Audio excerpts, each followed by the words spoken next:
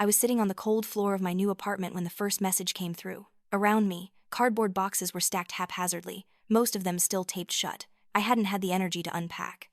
Outside, rain hammered against the single window, each drop seeming to mock the hollowness I felt inside. My phone buzzed, and I made the mistake of looking at it. "Enjoy your little apartment," Marcus had written. The second message came 30 seconds later. "You'll die in poverty." I stared at those words until they blurred. My hands were shaking. I could picture him perfectly, sitting in what used to be our home, the 4-bedroom house in Georgetown that I had helped pay for with my teaching salary while he built his consulting career. I could see Serafina next to him, probably draped across the leather sofa we had picked out together 3 years ago. When I had gone back last week to collect my remaining belongings, she had been there, wearing my bathrobe, smiling at me with something that looked like pity mixed with triumph. Marcus hadn't just taken the house. He had taken my dignity, my security, and apparently, he wanted to take my hope too. I was about to throw my phone across the room when it rang. The number was unfamiliar, a Washington, D.C. area code. I almost didn't answer. I assumed it was a debt collector, or maybe Marcus calling from a different line to torment me further. But something made me pick up. "Mrs. Vance?" The voice was deep, calm, authoritative. "This is Colonel Hayes from the Pentagon." I laughed. It came out bitter and sharp. "Right. And I'm the Queen of England. What do you really want?" There was a pause. "I understand your skepticism, Mrs. Vance, but I assure you, this is a legitimate call. It concerns your grandfather, Captain Liam Sterling." The room seemed to tilt. I hadn't heard my grandfather's name spoken aloud in years. He had died in 1963, long before I was born. My mother rarely talked about him, and when she did, her eyes would get distant and sad. All I knew was that he had been a military musician who died in some kind of training accident overseas. "I'm listening," I said slowly. "Captain Sterling's mission has been declassified. There are matters related to his service that require your immediate attention. I need you to come to the Pentagon tomorrow morning at 9. This is not optional, Mrs. Vance. This is a matter of national security and your inheritance." My inheritance? The word felt foreign in my mouth. My grandfather had been a simple army captain. What inheritance could there possibly be? $179 million. Colonel Hayes said, his voice steady. "Frozen for 60 years, waiting for the right heir. But there is a condition, Mrs. Vance. A very specific condition that your grandfather stipulated in his final instructions." I couldn't breathe. The boxes around me seemed to press in closer. This had to be a scam. Some elaborate scheme to prey on someone who was already broken. "What condition?" I whispered. "The heir must lose everything they can lose before they can receive what cannot be stolen." Those were his exact words, Mrs. Vance. "And from what our research indicates, you have recently satisfied that requirement. Tomorrow morning, 9 o'clock, security will be expecting you." The line went dead. I sat there on the floor, my phone still pressed to my ear, listening to silence. Then I started laughing, and I couldn't stop. It was the kind of laughter that hurts, that comes from a place too deep for tears. $179 million. I had lost my marriage, my home, most of my friends who had chosen Marcus's side in the divorce, and my sense of self-worth. If that wasn't losing everything, I didn't know what was. But as the laughter faded, something else stirred inside me. Curiosity. A tiny spark of something that might have been hope, though I barely recognized it anymore. I looked across the room at an old cardboard box I hadn't opened in years. Written in my mother's handwriting on the side was Liam's things. My phone buzzed again. "Marcus, don't dig too deep," the message read. No explanation, no context, just that warning, which only made me more determined to find out what he meant. I dragged the box across the floor and opened it. Inside were a few photographs, some military ribbons, and a stack of old sheet music, yellowed with age and tied with a faded ribbon. One score was labeled in careful handwriting, "Winter Sonata." I pulled it out and studied the notes, wondering what secrets my grandfather might have hidden in these measures. The paper felt fragile between my fingers, as if it might crumble at any moment. There were markings on it that didn't seem to follow standard musical notation. Extra dots, unusual rests. Tempo changes that made no sense within the composition. That night, I barely slept. Every time I closed my eyes, I saw Marcus's face, heard Serafina's laugh, felt the shame of begging him not to take the house during our final mediation session. He had sat there with his lawyer, a woman with a shark smile, and systematically dismantled my life. The prenup I had signed in a haze of love and trust had given him everything. He had known exactly what he was doing when he insisted we sign it before the wedding. I had been so stupid, so blindly trusting. But beneath the pain, something harder was forming. A determination I hadn't felt in years. I spent the hours until dawn examining every piece of paper in that box. There were letters from my grandfather to my grandmother, Anna. His handwriting was precise, almost architectural. In one letter, he wrote about how music could hold secrets that words never could. How a simple melody might contain an entire universe of meaning if you knew how to listen properly. The next morning, I put on my only good suit, the navy one I wore to parent-teacher conferences. The metro ride to the Pentagon felt surreal. Commuters crowded around me, checking their phones, drinking coffee, living their normal lives while I was heading towards something I couldn't begin to understand. I kept thinking about Marcus's warning. Don't dig too deep. Why would he care what I did with my grandfather's inheritance? Unless he knew something about it. Unless there was a reason he had been so interested in my family history when we first started dating. A memory surfaced, sharp and unwelcome. During our second year of marriage, Marcus had asked me detailed questions about my grandfather. What exactly had he done in the military? Did my mother have any of his papers? Had there been any mention of money or assets? At the time, I had thought it was sweet that he was interested in my family. Now, the questions took on a sinister edge. The Pentagon was exactly as imposing as I had imagined. Security was tight. They checked my identification 3 times before allowing me through. A young soldier in dress uniform escorted me through a maze of corridors, each one looking identical to the last. We went down 2 flights of stairs, through 3 security checkpoints, and finally into a section of the building that felt deliberately hidden. Colonel Hayes met me in a stark, windowless conference room deep in the building. He was in his 50s, with steel gray hair and eyes that had seen things he would never talk about. There was a scar on his left temple, barely visible but present. He stood when I entered, extending his hand with military precision. "Mrs. Vance," he said, his grip firm and brief. "Thank you for coming. You said I didn't have a choice." A ghost of a smile crossed his face. "Fair enough. Before we begin, I need you to sign a non-disclosure agreement. What you're about to learn is still classified at the highest levels. The only reason we're sharing it with you is because of your grandfather's stipulations and the legal requirements of his trust." He slid a thick document across the table. I scanned it quickly. Standard government language about secrecy, penalties for disclosure, potential criminal charges. My hand hesitated over the signature line. Once I signed this, there would be no going back. But then again, what did I have to go back to? A studio apartment and a teaching job that barely covered rent? I signed. Colonel Hayes pulled out a leather folder and opened it carefully. Inside was a black and white photograph. The image was grainy but clear enough. The wreckage of an aircraft lay scattered across a jungle clearing, pieces of metal twisted into shapes that nature never intended. 6 soldiers stood beside it, their faces grim. One of them, I realized with a jolt, looked like my mother around the eyes. The same straight nose, the same way of holding his shoulders. "That's your grandfather," Colonel Hayes said, pointing to the young man on the left. "Captain William Liam Sterling, taken in Cambodia, 1963. Officially, he was there as a military musician, part of a goodwill tour. The Army had these cultural outreach programs during the Cold War. Musicians, artists, teachers sent to Southeast Asia to win hearts and minds. Your grandfather was a talented clarinetist. He had studied at Juilliard before enlisting." He paused, studying my face for a reaction. I kept my expression neutral, though my heart was pounding. "Unofficially," he continued, "Captain Sterling was a cryptographer. One of the best the Army had. He could encode information into anything. Morse code, naturally, but also visual patterns, musical notation, even the arrangement of items on a desk. He had a gift for seeing patterns where others saw only chaos." "A cryptographer," I repeated. The word felt heavy. "The aircraft in that photograph wasn't shot down by accident," Colonel Hayes said.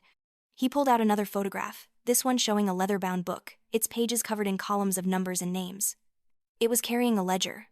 A very special ledger containing information about Swiss bank accounts used to fund illegal transactions between American defense contractors and foreign intermediaries.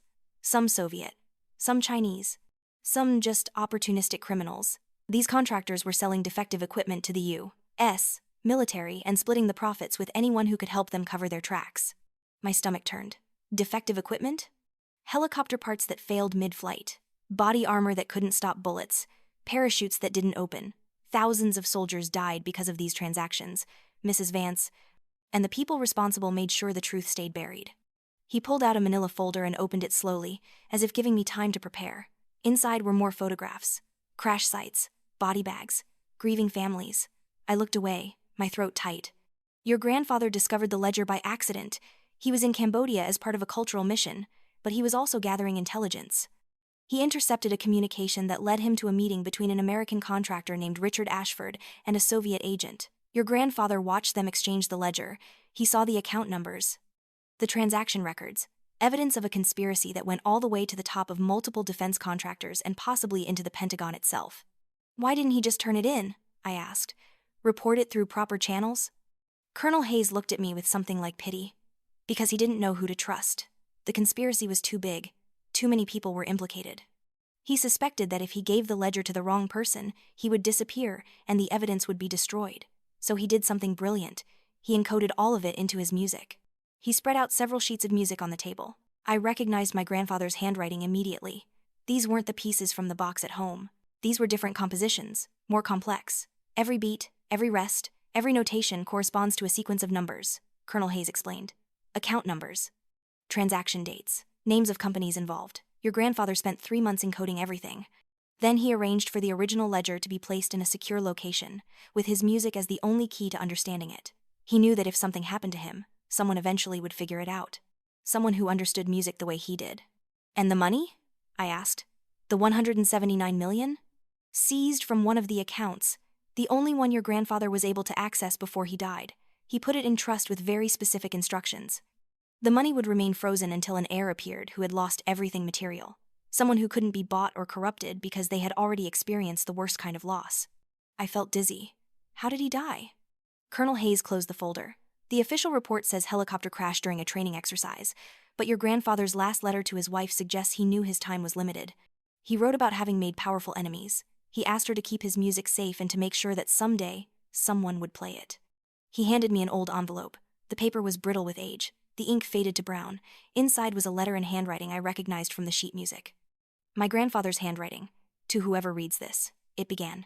If you are reading this, then you have lost what others thought they could take from you. But I am here to tell you that some things cannot be stolen.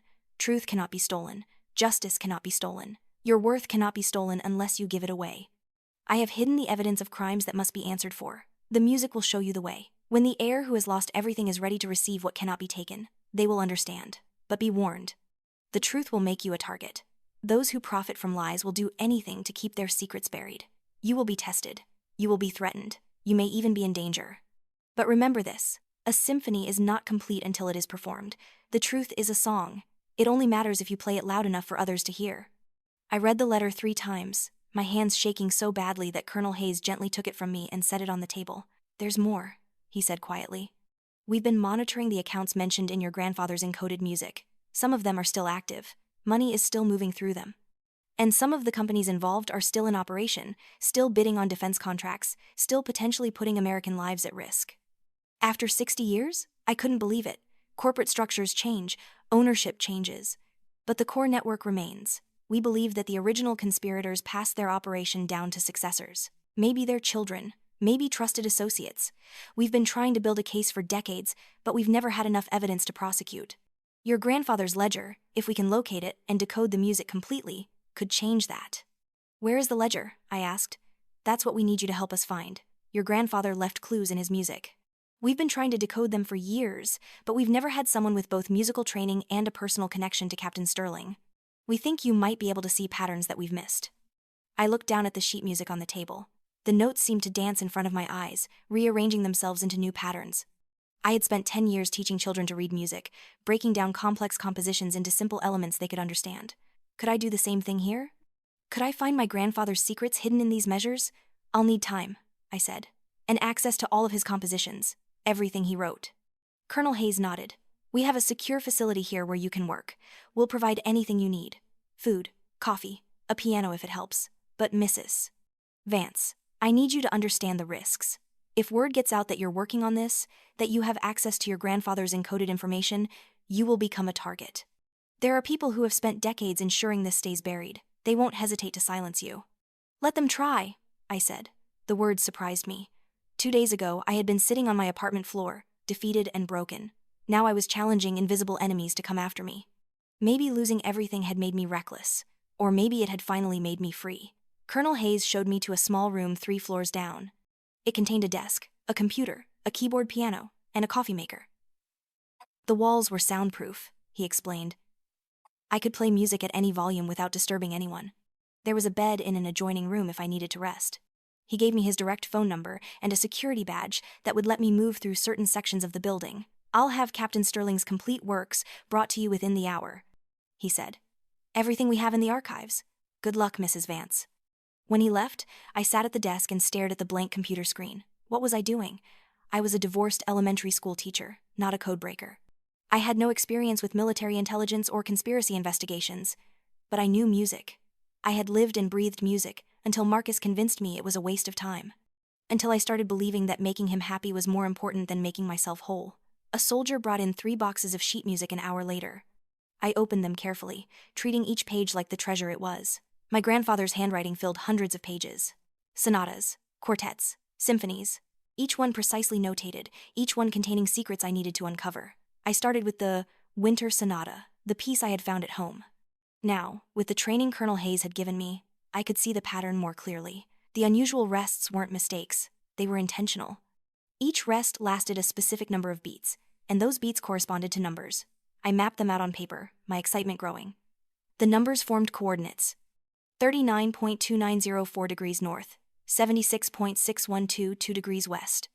I entered them into the computer. Baltimore, a specific address in an industrial area near the harbor. But there was more. Additional notes at the end of the composition that I had missed before. More numbers. These looked like dates: the 15th of June, 1963, the 3rd of August, 1963, the 22nd of November, 1963.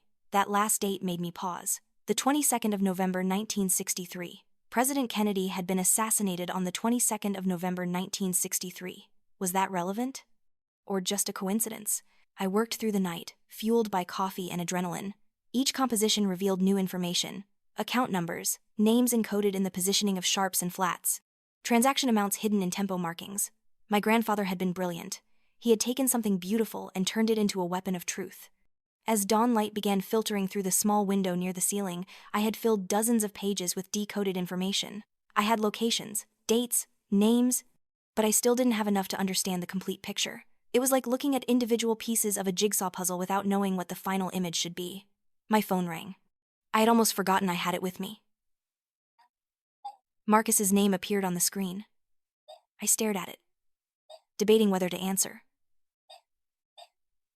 Finally, I did. "Where are you?" he demanded. No greeting, no pretense of civility. "Why do you care?"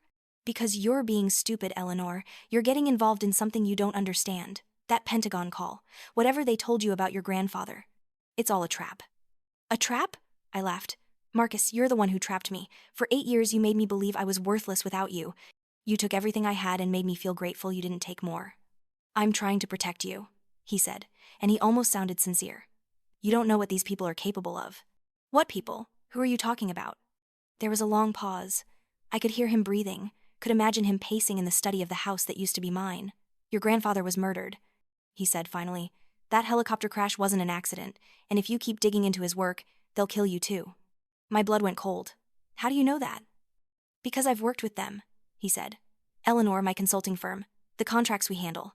Some of them are with Ashford Technologies. I've known about your grandfather's investigation for years. That's why I married you." The room spun. I gripped the edge of the desk to steady myself. "What?" "They wanted me to keep an eye on your family, to make sure nothing from your grandfather's investigation ever surfaced. When we met at that conference, it wasn't an accident. I was assigned to get close to you, to find out if your mother had kept any of his papers, to monitor for any signs that you might become a problem." I couldn't breathe. Our entire relationship had been a lie. Every moment, every kiss, every time he had told me he loved me, it had all been part of an assignment. "You're lying," I whispered. "I wish I was. Eleanor, I did develop feelings for you eventually. That part became real. But the beginning, the reason I approached you in the first place, that was all calculated. And now you're in danger because you're doing exactly what they feared. You're decoding your grandfather's work. You're going to expose them." "Good," I said. My voice was shaking but determined. "That's exactly what I'm going to do." "Then you're going to die," Marcus said flatly. "These people have killed before. They will kill again. Take the money they're offering you and disappear. Change your name. Leave the country. That's the only way you survive this." "Why are you telling me this? If you work for them, why warn me?" Another pause.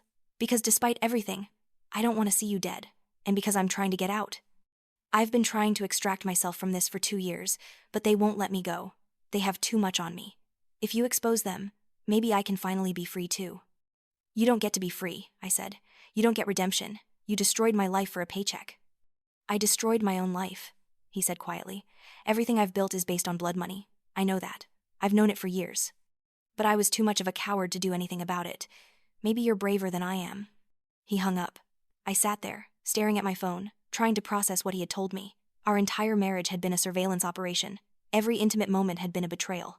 I wanted to scream, to throw something, to break down completely, but I couldn't afford to fall apart.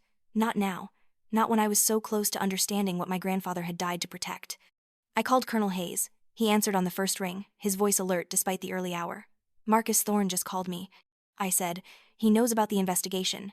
He's been working with Ashford Technologies, and he says they're going to try to kill me." Silence on the other end. Then, "We need to move you. Now. Pack up everything you've decoded. I'm sending a security team to your location." "No," I said. "I'm not running. I'm close to cracking this, Colonel. I can feel it. Give me one more day. Just one more day, and I think I can decode the location of the ledger." "Mrs. Vance, if what your ex-husband says is true, you are in immediate danger. Then guard this room, lock down the building, but let me finish this. My grandfather died for this information. I'm not letting his sacrifice be for nothing."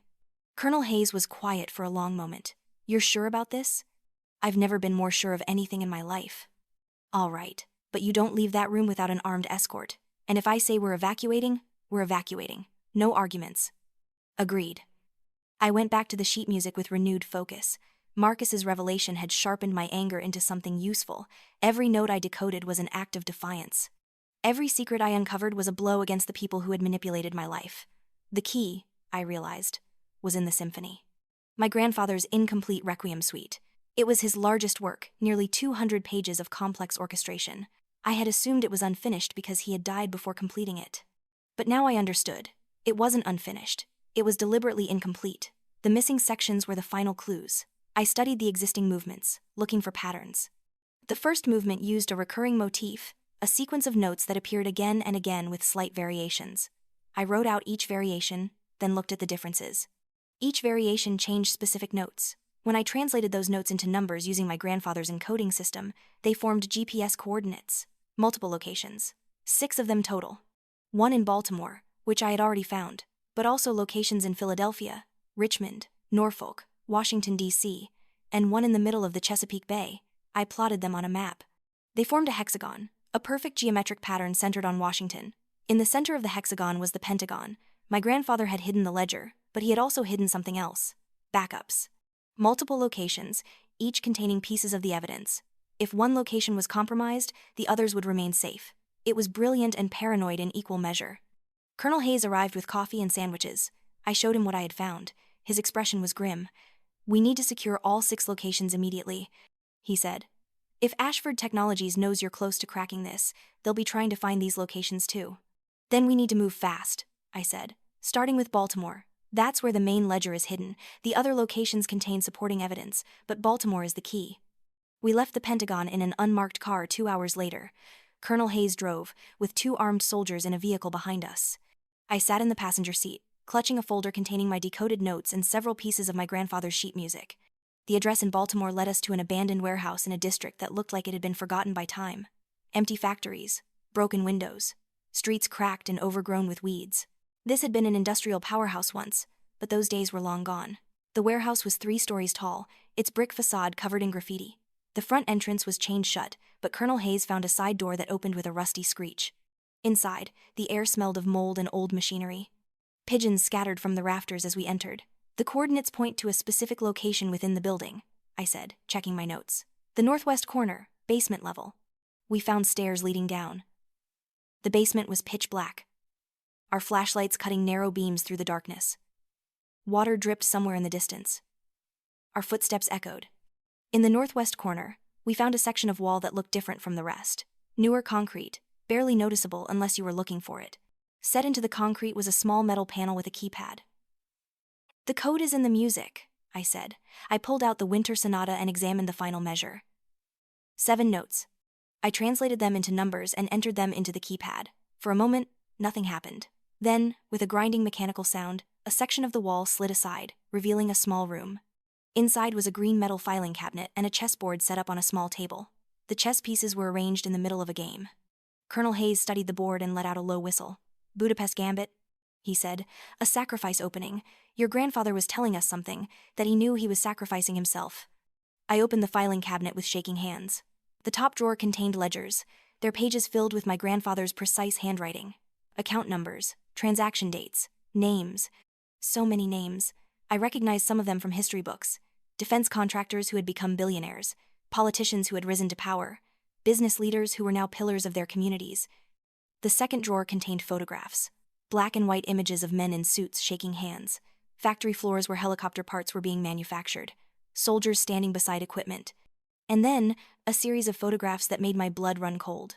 Crash sites, bodies covered with tarps, grieving families receiving folded flags. The bottom drawer contained a cloth-wrapped box. I lifted it out carefully, as if it might explode. Inside were documents stamped with foreign bank names, transfer records, signatures.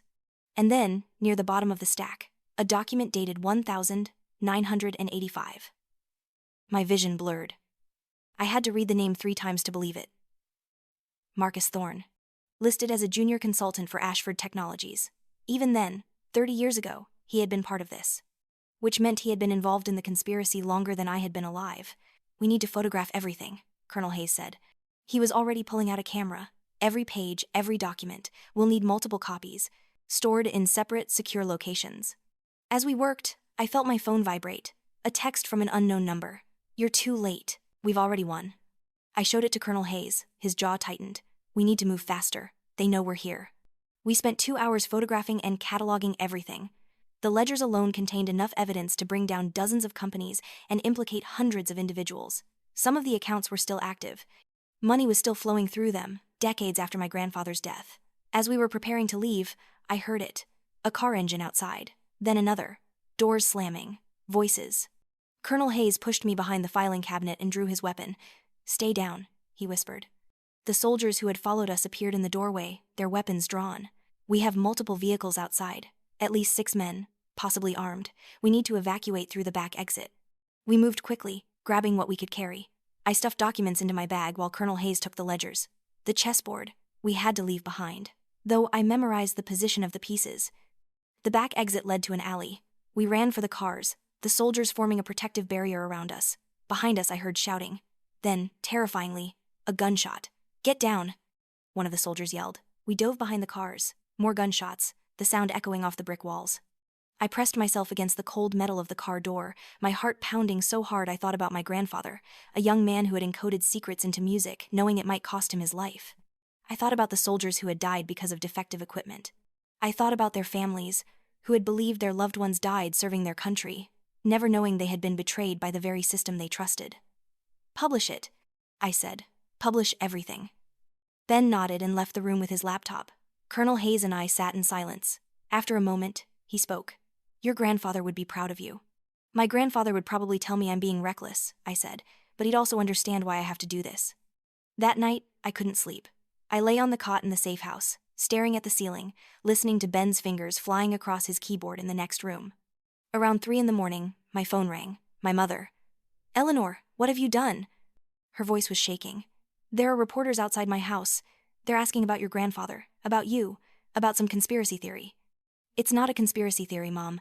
It's real. Grandfather was murdered because he discovered evidence of defense contractors selling defective equipment. I found that evidence. I'm exposing it." "You're going to get yourself killed," she whispered, "just like he did." "Maybe," I said, "but maybe that's better than living the way I have been. Broken, defeated, afraid. I'm tired of being afraid." She was quiet for a long time. Then, softly, "He used to play music for me when you were a baby, before he left for that last mission. He told me that music was the only honest thing in a dishonest world. He said that no matter what happened, I should make sure you learned to play. Because someday, you might need to hear the truth in the notes." Tears ran down my face. He knew, didn't he? He knew that someday someone in the family would have to finish what he started. "I think so," my mother said. "I think he always knew. Eleanor, be careful. But also, be brave. He would want you to be brave." The article published at 6 a.m. War Profits by Silence for 6 Decades, How Defense Contractors Hid Deaths of American Soldiers. Ben's byline, my grandfather's story. And Marcus's name, right there in paragraph 7, identified as a current consultant with ties to Ashford Technologies. I watched the sun rise through the safe house window. Within an hour, the story had been picked up by every major news outlet. Social media exploded. Defense Department officials issued statements. Congress announced investigations.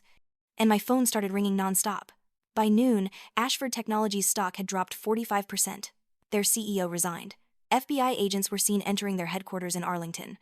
The dominoes were falling, exactly as my grandfather had planned, but the backlash was fierce. Conservative news outlets called me a liar. Ashford's lawyers issued statements claiming the documents were fabricated. Online trolls found my social media and flooded it with threats. Someone posted my address online, and Colonel Hayes had to evacuate me to a new location within hours. On the second day after publication, Marcus was arrested. I watched it on the news, FBI agents leading him out of his office in handcuffs. Serafina was there too, crying into a camera, claiming she had known nothing about his involvement. I almost felt sorry for her. Almost. Marcus called me from jail. I debated not answering, but curiosity won. "Are you satisfied?" he asked.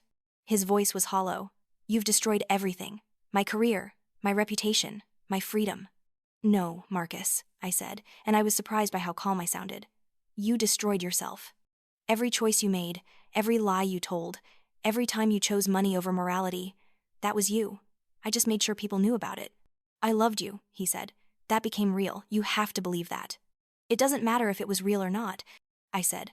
"Love doesn't excuse what you did. To me, to those soldiers, to their families. You chose to be part of something evil, and now you have to face the consequences." "They're going to kill me in here," he whispered. "The people I worked for. They can reach me anywhere. I'm a loose end now." "Then maybe you should have thought about that before you spent 3 decades helping them cover up murder." I hung up and blocked his number. I felt nothing. No satisfaction. No anger. Just emptiness where he used to be. The next few weeks were a blur of depositions, interviews, and court appearances. I testified before a congressional committee, walking them through how I had decoded my grandfather's music. I showed them the ledgers, the photographs, the evidence. Some committee members were hostile, clearly protecting their donors and friends in the defense industry. But others were genuinely horrified by what they learned. The public was divided. Half saw me as a hero, a whistleblower who had exposed corruption at the highest levels. The other half saw me as a vengeful ex-wife who had fabricated an elaborate conspiracy to hurt her former husband. Death threats arrived daily. I had to change my phone number 3 times. I couldn't go back to teaching because parents didn't want their children around someone so controversial. But I also received thousands of letters from veterans and their families, people thanking me for giving them answers they had waited decades to receive. A woman whose husband had died in a helicopter crash in Vietnam wrote to say that she had always suspected equipment failure, but the military had insisted it was pilot error. Now she knew the truth. Now she could finally grieve properly. Those letters kept me going when the pressure became overwhelming. They reminded me why this mattered, why my grandfather had sacrificed his life. Why I was sacrificing my privacy and safety. 6 months after the article published, the trials began. Marcus was first. He took a plea deal, agreeing to testify against his former employers in exchange for a reduced sentence. Watching him on the witness stand, describing years of conspiracy and cover-up, I felt a strange mix of emotions. Disgust at what he had done, pity for what he had become, and relief that it was finally over between us. The Ashford Technologies executives went to trial next. The evidence was overwhelming. My grandfather's ledgers, combined with modern financial analysis, painted a picture of systematic fraud spanning 6 decades, hundreds of millions of dollars in illegal profits, thousands of soldiers dead because of defective equipment, and a cover-up that had reached into the highest levels of government and military leadership. The verdicts came down one by one. Guilty. Guilty. Guilty. Some defendants received prison sentences of 30 years or more. Others died before they could be sentenced, their reputations destroyed, their legacies ruined. Through it all, I kept working on my grandfather's music. The Requiem Suite became my obsession. I spent months completing it, using his encoding system in reverse to understand what each movement was meant to express. The first movement was anger, the second, grief, the third, determination. And the fourth, which he had only sketched out, was meant to be hope. I composed the final movement myself, using his style and themes. It felt like collaborating with him across time, a duet between grandfather and granddaughter. When it was complete, I knew what I had to do with it. The inheritance had been released to me during the trials, $179 million, sitting in an account I barely looked at. The number was meaningless to me. What mattered was what I could do with it. I held a press conference to announce the Sterling Legacy Fund. Every dollar would go to supporting veterans and their families, medical care, education, mental health services, and music therapy, because my grandfather had believed that music could heal what words could not.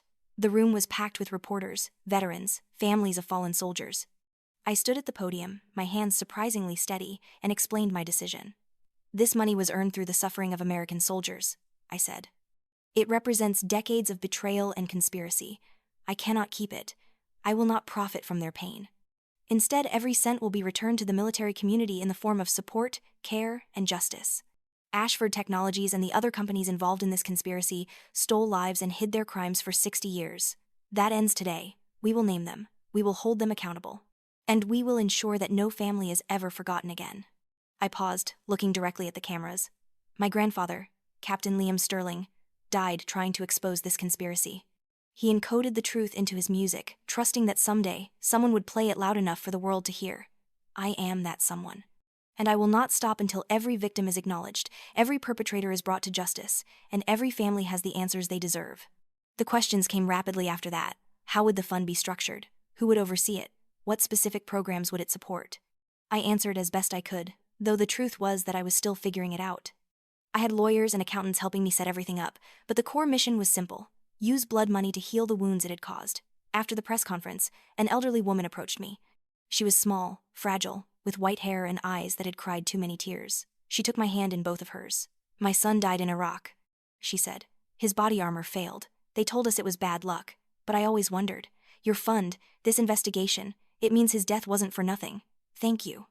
We held each other and cried. Around us, other veterans and families waited to share their stories. A father whose daughter had died when her parachute didn't deploy. A wife whose husband's helicopter had crashed. A brother whose sibling had been killed by faulty ammunition. Each story was a wound that had never properly healed. Each person carried grief they had borne alone for too long. I spent 3 hours listening to them, taking notes, promising to help however I could. By the time the last person left, I was exhausted but also filled with a sense of purpose I had never experienced before. This was why I had lost everything, so I could find this. That night, I returned to my apartment. It was still small, still modest, but I had made it mine.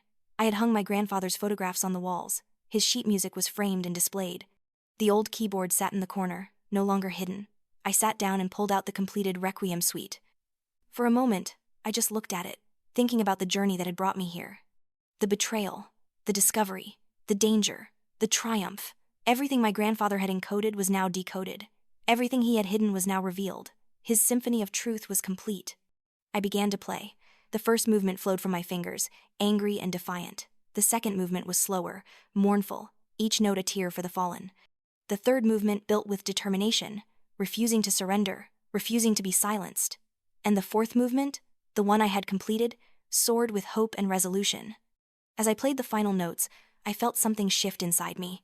The bitterness I had carried since the divorce loosened its grip. The anger at Marcus faded. The fear of what might come next transformed into anticipation. I was free in a way I had never been before, free from the need for approval, free from the fear of loss, free to be exactly who I was meant to be. My phone buzzed with a text from an unknown number. "You'll die in poverty." I smiled and typed back, "No, I'll die free." Another text came immediately. This one was from Colonel Hayes. "We found the last of the backup locations. Everything your grandfather hid has been secured. The investigation is airtight now." "You did it, Mrs. Vance. You finished what he started." I set my phone down and closed my eyes, imagining my grandfather somewhere, somehow knowing that his sacrifice had not been in vain, that the truth he had protected with his life was now protecting others. The next morning, I received a package at my office. Inside was an envelope marked with my name in handwriting I didn't recognize. When I opened it, I found a letter on Pentagon letterhead. "Mrs. Vance, there is one final piece of your grandfather's legacy that we have only recently discovered." In his personal effects, there was a sealed envelope with instructions that it only be opened after the Requiem suite was performed publicly. "We await your next steps." My heart raced. There was more. Even after everything, my grandfather had one more secret to reveal. I called Colonel Hayes immediately. "I need to perform the Requiem suite. Publicly. As soon as possible." "Are you sure? With all the attention you're getting, a public performance could be dangerous. There are still people who want you silenced." "Then let them try to silence a symphony hall full of witnesses," I said. "My grandfather wanted this performed. I'm going to honor that." It took 3 months to arrange. Symphony Hall in Boston agreed to host the premiere. I spent weeks rehearsing with a full orchestra, teaching them my grandfather's complex composition. Every musician who participated knew the story behind the piece. They played with an intensity that went beyond technical skill. They were performing an act of justice. The night of the premiere arrived. I stood backstage, listening to the audience settle into their seats. The hall was sold out. Veterans in uniform sat next to family members of the fallen. Reporters filled the back rows. And in a private box, protected by security, sat my mother and Colonel Hayes. I had expected to be nervous, but I felt only calm certainty. This was what I was meant to do. This was my grandfather speaking through time, and I was his instrument. The lights dimmed. I walked onto the stage to thunderous applause. I sat at the piano, adjusted the bench, and looked out at the sea of faces. Then I nodded to the conductor, and we began. The Requiem suite lasted 45 minutes. As I played, I thought about every step that had brought me to this moment. Marcus's betrayal had seemed like the end of my life, but it had actually been the beginning. Losing everything had freed me to find something worth more than anything I had lost. When the final note faded, there was absolute silence. For a heartbeat, I wondered if something had gone wrong. Then the applause began, starting slowly and building to a roar. The audience stood as one, clapping, cheering, some crying openly. I stood and bowed, tears streaming down my face. Later, backstage, Colonel Hayes presented me with the sealed envelope. My hands shook as I opened it. Inside was a single page in my grandfather's handwriting. To my granddaughter, who I will never meet but trust completely. If you are reading this, then you have played the Requiem suite. You have completed my work. You have given voice to those who were silenced. Truth is a song, my dear.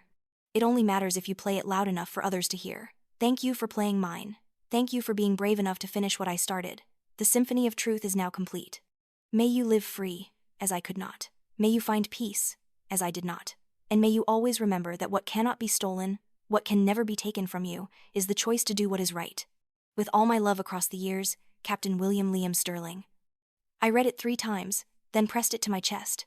My mother came to me and we held each other, 3 generations connected by music and sacrifice, and the stubborn refusal to let truth remain buried. The trials continued for another 2 years. More executives were convicted. More companies were implicated. The Sterling Legacy Fund grew, supporting thousands of veterans and families. I became the public face of the foundation, traveling to speak at events, meeting with legislators, pushing for reforms in defense contracting oversight.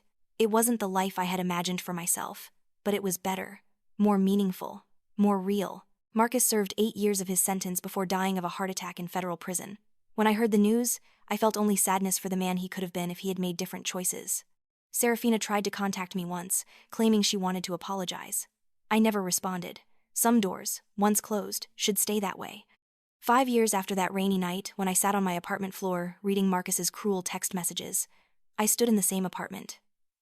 It looked different now, filled with light and music and purpose. I was preparing for another performance, this one a benefit concert for the Sterling Legacy Fund. My phone buzzed, a text from a number I didn't recognize. For a moment, I hesitated, remembering all the threats I had received over the years. But curiosity won, and I opened it. Your grandfather would be proud. So am I. Thank you for your courage. Signed, a grateful veteran's widow. I smiled and saved the message. These were the texts that mattered. These were the voices that needed to be heard. I picked up my grandfather's sheet music, the original Winter Sonata that had started everything. The paper was even more fragile now, but the notes were still clear. I could read both layers now. The beautiful melody on the surface and the truth encoded beneath. Both were essential. Both told the story of a man who had refused to be complicit in evil, even when silence would have been easier. That evening, I performed for a crowd that included 3 former presidents, 24 senators, and hundreds of veterans and their families. The Sterling Legacy Fund had become one of the most respected charitable organizations in the country. The reforms we had pushed for had changed how defense contracts were awarded and monitored. Lives were being saved because my grandfather had been brave enough to hide the truth and I had been brave enough to reveal it. But more than any of that, I was free. Free from the need to please others at the cost of myself. Free from the fear of being alone. Free from the belief that my worth was determined by someone else's opinion. Marcus had sent me that text message intending to break me. You'll die in poverty. Instead, he had freed me. Because in losing everything material, I had gained something immaterial and infinitely more valuable. I had gained the truth. I had gained my voice. I had gained myself. As I played the final notes of the evening's performance, I thought about the last text I would ever send to that anonymous number that had threatened me years ago. I pulled out my phone and typed, "No, I'll die free." And I was. I am. I will be. The symphony of truth was playing, and the whole world was listening. It might burst. This was real. People were actually shooting at us. My grandfather's warnings had been literal. The firefight lasted less than a minute, but it felt like hours. When the shooting stopped, Colonel Hayes pulled me into the car and we sped away, tires squealing. Behind us, I saw the soldiers returning fire, giving us time to escape. Who were they? I gasped. Private security, probably, or contractors Ashford hired. The kind of people who don't ask questions as long as the money is good. We drove in circles for an hour, making sure we weren't being followed. Finally, Colonel Hayes pulled into a parking garage and stopped. We need to split up the evidence, keep it in multiple locations. If they capture one set, we'll still have the others. Take me to a newspaper, I said. The Washington Post. I know someone there. Colonel Hayes looked at me for a long moment. Once we go public with this, there's no going back. You'll be in the spotlight. You'll be testifying in courts. Your life will never be private again. Good, I said. I'm tired of secrets. I'm tired of lies. Let's burn it all down. We drove to the Post building in Washington. Colonel Hayes made some calls, and within an hour, we were sitting in a conference room with Ben Carter, an investigative journalist who specialized in military and defense contracting. He was in his 50s, with the kind of weathered face that came from chasing hard stories for decades. I spread the documents on the table. Ben's eyes widened as he saw what we had. This is going to blow up the entire defense industry, he said quietly. Do you understand what you're starting? Yes, I said, and I'm ready. We spent 3 days at a safe house, working with Ben to verify every piece of information. He contacted sources, cross-referenced names, confirmed account numbers. Every fact had to be bulletproof. We were accusing some of the most powerful people in the country of conspiracy and murder. We couldn't afford any mistakes. During those 3 days, I decoded more of my grandfather's music. Each composition revealed new layers of the conspiracy. I found evidence of bribes paid to military officials, records of safety inspections that had been falsified, communications between contractors discussing how to hide defects in their equipment. It was systematic, deliberate, evil. On the second day, Marcus called again. I put him on speaker so Colonel Hayes could hear. They're coming for you, Marcus said. His voice was strained, frightened. Eleanor, they know where you are. They have people everywhere, police, federal agents. They've been planning for this for decades. The moment anyone tried to expose them, they would activate their network and neutralize the threat. Let them come, I said. We have everything. We have the evidence. We have multiple copies. If something happens to me, it all goes public anyway. You don't understand. They don't care about the evidence anymore. They've decided it's easier to discredit you than to suppress the information. They're going to paint you as a delusional divorcee. They're going to say you fabricated everything for attention and money. They've already started spreading the story. By tomorrow, you'll be a laughingstock. I looked at Ben. He was already typing on his laptop, checking news sites. His expression darkened. He's right, Ben said. There are already stories circulating. Bitter ex-wife claims military conspiracy. Divorced teacher seeks revenge through elaborate hoax. They're hitting every major outlet. Then we hit back harder, I said. Ben, how fast can you publish? If I work through the night, I can have the first article ready by morning. But Eleanor, once this goes out, your life is over. Not ended, but over as you knew it. You'll be famous. Infamous. You'll spend years in courtrooms. You'll be threatened, harassed. Are you absolutely certain? I thought,